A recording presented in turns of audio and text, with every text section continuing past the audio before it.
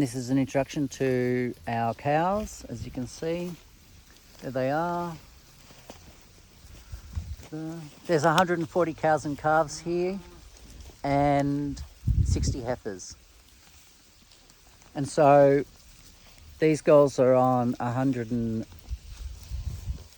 364-day recovery around the farm, and they are moved once or twice a day, sometimes 3 times a day. So here, they'll be here until 6:30 tomorrow morning, and they'll move up to a 0.8 of a hectare until 2 o'clock tomorrow, where I'll move them over into that next strip, and they'll then go up. And they'll go from strip to strip, side to side, up and over the hill and far away. And so I live here with my wife Anya, and we've got 2 boys, a 6-year-old named Bron and Jamie, who's 4, and we have a baby girl on the way in late August.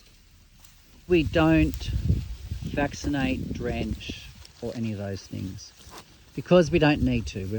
Because we're on that 12-month recovery, there's no way a worm can survive for 364 days waiting for the cows to come back around and eat the larvae. The larvae if there is any parasites in these cows, they've climbed to a blade of grass waiting to be picked up by a host, which is a cow. So they're dead and gone. It's extremely clean pasture. And as far as fluke goes, this is high fluke country. Braidwood is even worse. We've got creeks, we've got the snail. We have no fluke at all, none. But apparently it's everywhere. So every single liver that's ever come back from every cow that we've killed has been as clean as a whistle. So no chemicals put through them at all. How we differ from other regen farms is that we have this long recovery for a start. Most regen farms are about 90 days or 20 days or 10 days in the tropics, and they whiz around, and which means they have worm problems and very fresh green grass going through them and that type of stuff. And they also run out of grass.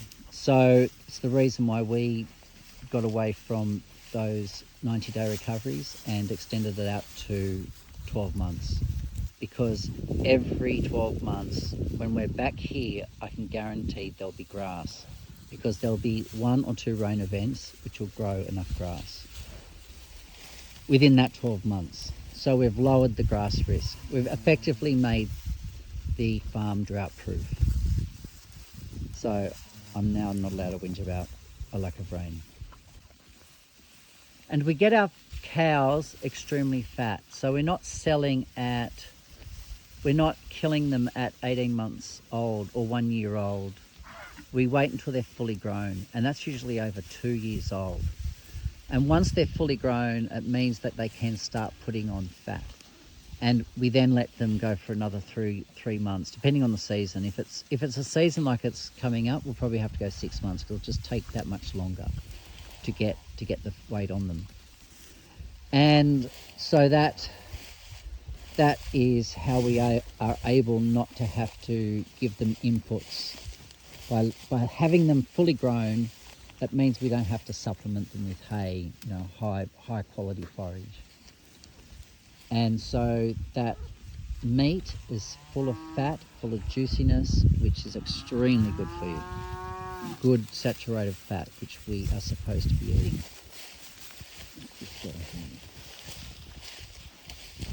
So anyway, that's our story. So enjoy it.